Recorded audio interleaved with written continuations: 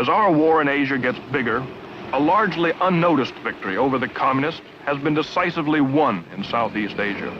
In fact, it is the single biggest defeat ever handed to communists anywhere in the world. And it was won without a single American soldier, American dollar, or bomb. It happened here. On the map, it resembles an abstract painting. It is, in fact, a chain of 3,000 exotic and bountiful islands. Together they form Indonesia, the world's 6th most populous country. Geographically, it dominates Southeast Asia, and politically, as the former ally of Peking, threatened to become the communist Southern Front in the malignant battle for Asia, a massive end run around Vietnam. 16 months ago, these beautiful and tranquil-looking islands exploded with stunning violence. Indonesia is still in a state of shock. Without warning, Indonesia's 3 million communists tried to seize total control of the government by killing their opposition in a single night of assassination. This act, in turn, was revenged by the slaughter and arrest of 500,000 suspected communists. The terror and the trouble is by no means over. Indonesia's present turmoil, conflict, and power struggle is not altogether new. The Balinese kecak, a kind of Hindu passion play, illustrates vividly the complex and alien struggle going on today. Here the priest blesses the participants, 100 men representing rival armies of monkeys, one good, the other evil, each convinced they are in the right.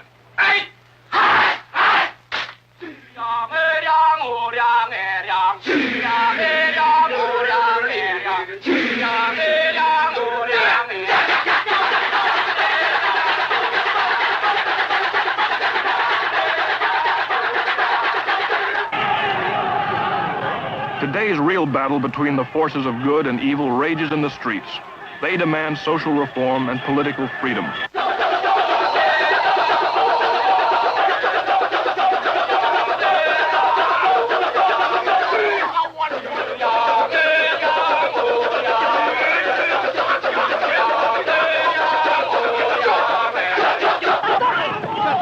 Their cry is not down with America or Yankee go home. What they are demanding, in effect, is down with the communists, Yankee come back.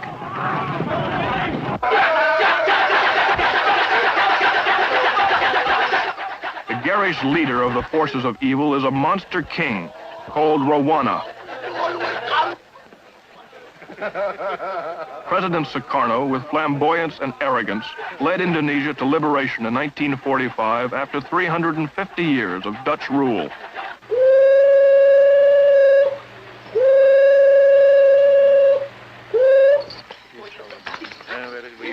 He also let his nation fall under communist influence into bankruptcy and chaos.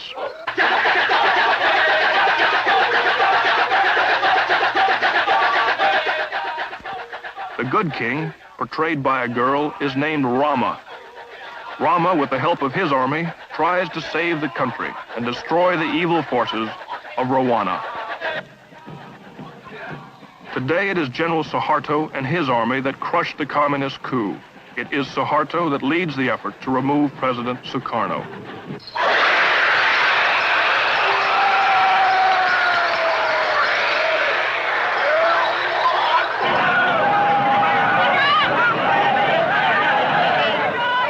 The struggle between these forces is violent. It is unpredictable. It is emotional.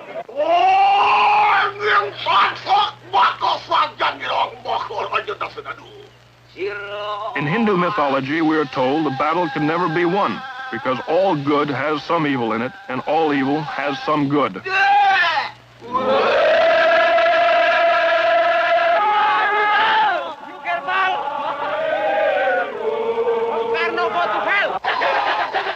The philosophy of the kecak dance is that the struggle will continue endlessly, with numerous subplots, intrigues, arguments, shifting loyalties, murders, and battles.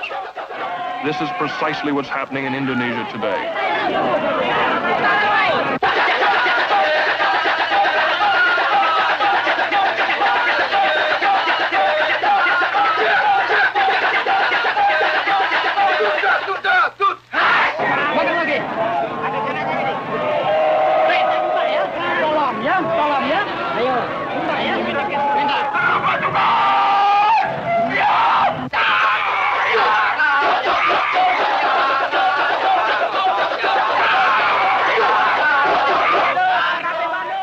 With unprecedented violence, Indonesia on her own has handed the world its single biggest victory over the communists.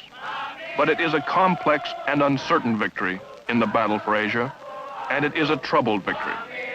Ted Yates, NBC News, reporting.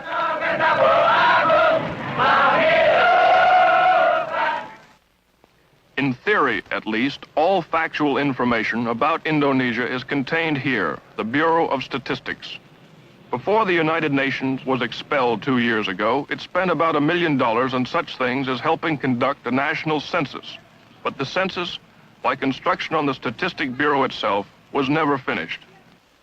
When the Indonesian minister in charge of the census read the first depressing statistics, he denounced the UN survey as an imperialist plot, and the project collapsed. So virtually nothing is known about the world's sixth largest nation. They think their population is 109 million. They think they have something over 300 ethnic groups, 250 distinct languages, and a booming birth rate. They are trying to learn the size of their army and bureaucracy, as well as the condition of trade, industry, and manufacturing, the level of education, transportation, communication, and housing. It's slow work. They run out of data cards for their 2 computers, so what statistics they do have are compiled by hand, computed on the abacus, a tabulating device invented in the 6th century.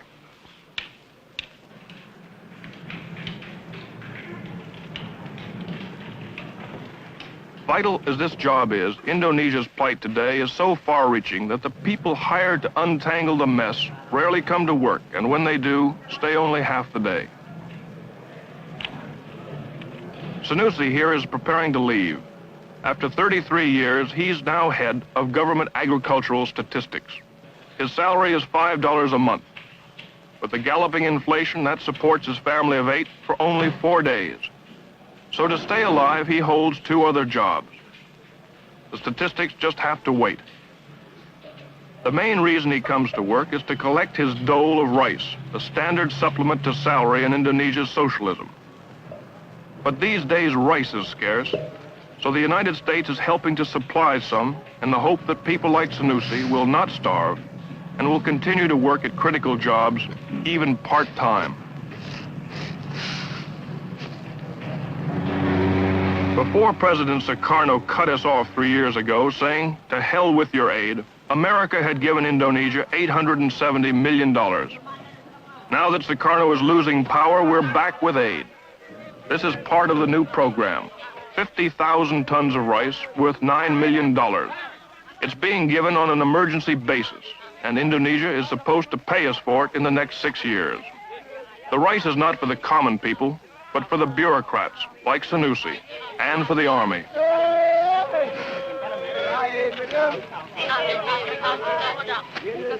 About 3% of the rice never reaches its destination.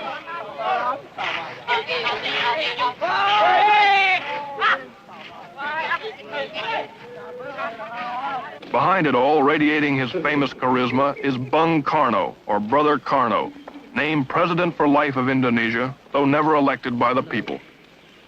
Sukarno likes to be called the playboy of the Eastern world. He has 4 palaces. The Freedom Palace is where he works. The others are strictly for pleasure.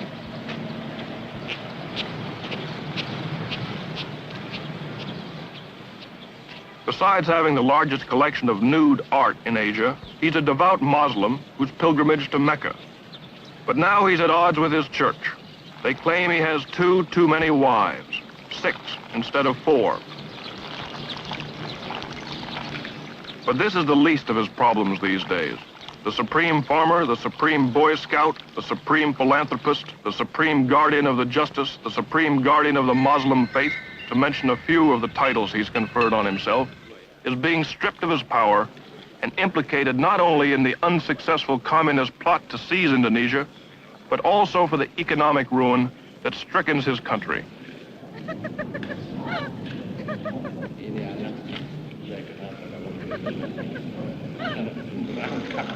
Meeting with the great leader of the revolution is General Suharto.